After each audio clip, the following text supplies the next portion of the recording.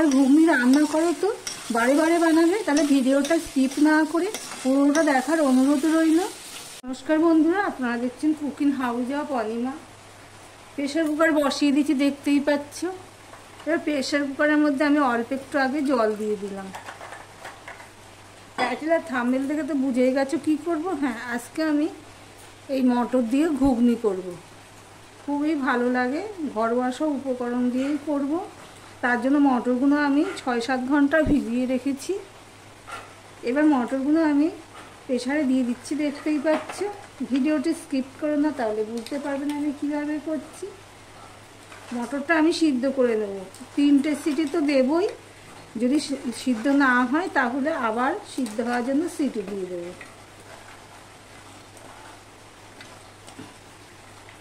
দেখো, সমস্ত মটরগুলো আমি দিয়ে দিলাম। এবার এর মধ্যে আমি আরেকটু জল দিয়ে দেবো। গ্যাসটা কিন্তু আমি অন করে দিয়েছি, দিয়ে আমি জল দিয়ে দিলাম। খুবই ভালো লাগে, তারা দেখতে থাকো আমি কিভাবে করব ঘুগনিটা। এদিকে দেখো, প্রেশার কুকারটা নামিয়ে দিয়ে একটা কড়াই বসিয়ে দিয়েছি। প্রেশার কুকারটা দেখো এখানে আমি নামিয়ে দিয়েছি। 4টে আমি সিটি দিয়েছি। সিটি দেওয়ার পরে তারপরে আমি নামিয়ে দিয়েছি। এবার আমি এখানে দিয়ে দিচ্ছি সর্ষের তেল। কড়াইটা গরম হয়ে গেছে, আমি দিয়ে দিলাম সর্ষের তেল। ওদিকে প্রেশারের ভেপারটা রিলিজ হতে থাক, ততক্ষণে আমি এখানে দেখো, এখানে আমি কেটে নিয়েছি পেঁয়াজ অনেকটাই। 3টে বড় সাইজের পেঁয়াজ কেটে নিয়েছি। 400 গ্রাম হবে আমার মটর। আর একটা বড় সাইজের রসুন কেটে নিয়েছি। আর এখানে কেটে নিয়েছি দেখো বন্ধুরা, আলু। সবার প্রথমে আমি একটা শুকনো লঙ্কাকে ফোড়নে দিয়ে দেবো, আর দিয়ে দেবো 2টো তেজপাতা।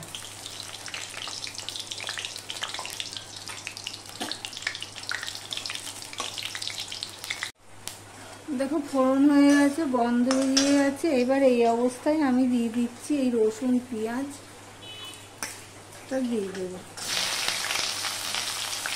ভিডিওর শুরুতেই একটা লাইক দিয়ে কন্টিনিউ করো বন্ধুরা।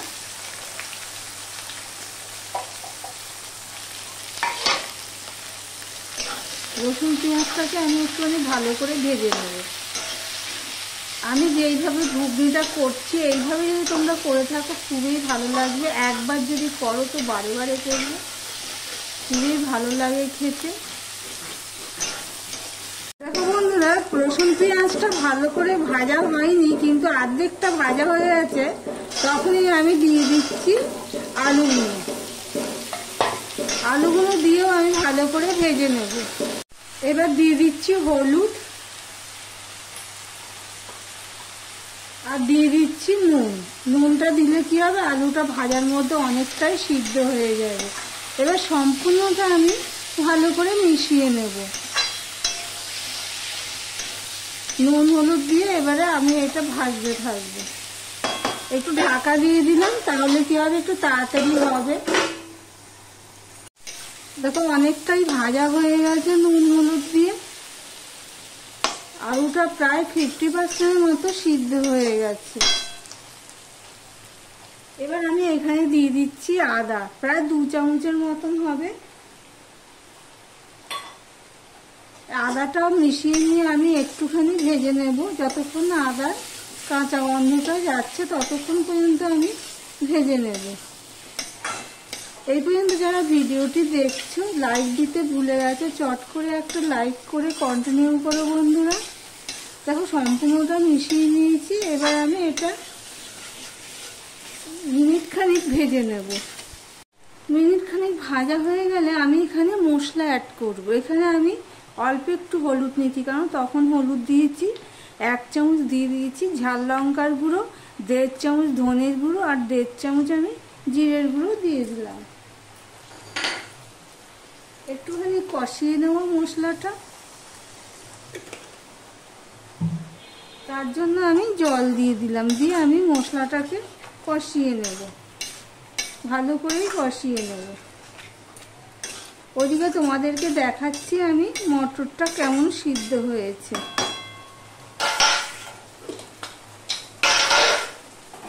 এই দেখো বন্ধুরা, মটরটা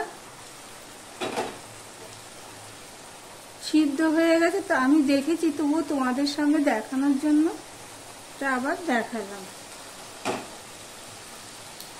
দেখো বন্ধুরা, মশলাটা কষানো হয়ে গেছে, দেখতেই পাচ্ছ তেল ছাড়তে শুরু করেছে। এই অবস্থায় আমি দিয়ে দিচ্ছি সিদ্ধ করে রাখা মটরগুলো।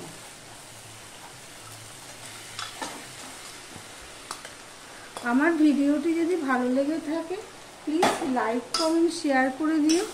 আর যারা নতুন বন্ধু ভিডিওটি দেখছো এখনো পর্যন্ত সাবস্ক্রাইব করোনি, তাদেরকে বলবো সাবস্ক্রাইব করে পাশে থাকার জন্য। দেখো বন্ধুরা, অর্ধেকটা দিয়ে আমি মিশিয়ে নিলাম। প্রেসার কুকারটা তো গরম, একসাথে ঢালতেই পারছি না।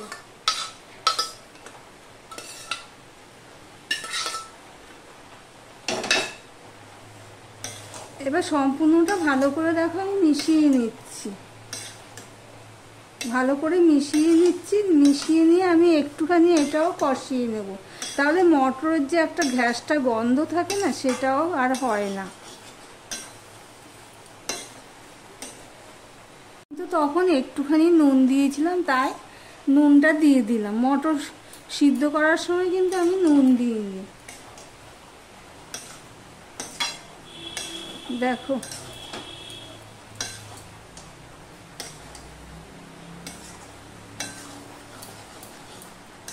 মিনিট খানিক আমি এইভাবে কষিয়ে নিয়েছি।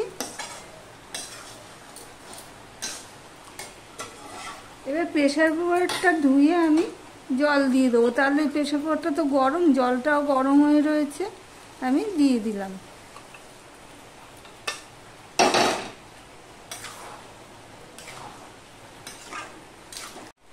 আমি অফ ক্যামেরাতে আরেকটু জল দিয়ে দিয়েছি। জলটা গরম জলেই দিয়েছি, গরম জলেই দেবে, তাহলে স্বাদটা ভালো হয়। এবার আমি ফুটতে দেবো এটাকে, একটু ঢাকা দিয়ে দেবো। আমি জল দিয়ে প্রায় 6 থেকে 7 মিনিট আমি রান্না করে নিয়েছি। এবার আমি দিয়ে দিচ্ছি চিনি, দিয়ে দিলাম গরম মশলার গুঁড়ো,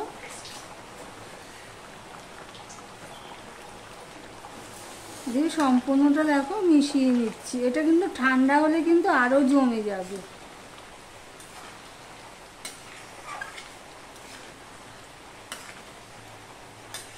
সম্পূর্ণটা ভালো করে মিশিয়ে দিলাম। এবার গ্যাসটা আমি একদম ছোট করে দিয়েছি।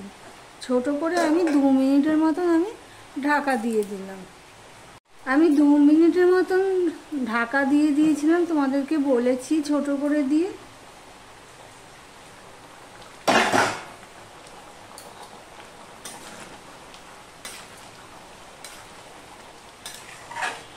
এবার আমি না একটু ঘাঁটা ঘাঁটা হওয়ার জন্য আমি একটা নিয়ে আমি একটুখানি এগুলো পেস্ট করে দেবো।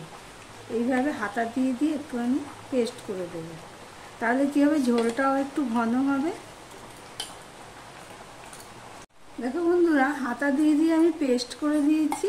এবার এটা আমি এখানে দিয়ে দিলাম। এমনিতেই ডাল বলো মটর বলো, এগুলো ঠান্ডা হলে অনেকটাই ঘন হয়ে যায়, এটাও ঘন হয়ে যাবে। এবার আমি ঢাকা দিয়ে রেখে দিলাম, দিয়ে ঠান্ডা হলে তোমাদের সার্ভ করে দেখাবো। দেখো বন্ধুরা, ঠান্ডা করে নিয়েছি। ঠান্ডা মানে খুব একটা ঠান্ডা না, ওই খাওয়ার মতন গরম আছে। এই দেখো কতটা ঘন হয়ে গেছে, দেখতেই পাচ্ছ। এটা যদি লুচি পরোটার সাথে যদি খাও তো এইভাবেই খেয়ে নিতে পারবে। আর যদি শুধু খাও তাহলে চানাচুর, নারকেল, টক জল এই দিয়েও বানিয়ে নিয়ে খেতে পারবে। তাহলে দেখতেই পাচ্ছ কেমন হয়েছে। তাহলে ভিডিওটি আজকের মতন এখানেই শেষ করলাম। আবার অন্য কোনো সুন্দর সুন্দর রেসিপি নিয়ে চলে আসবো।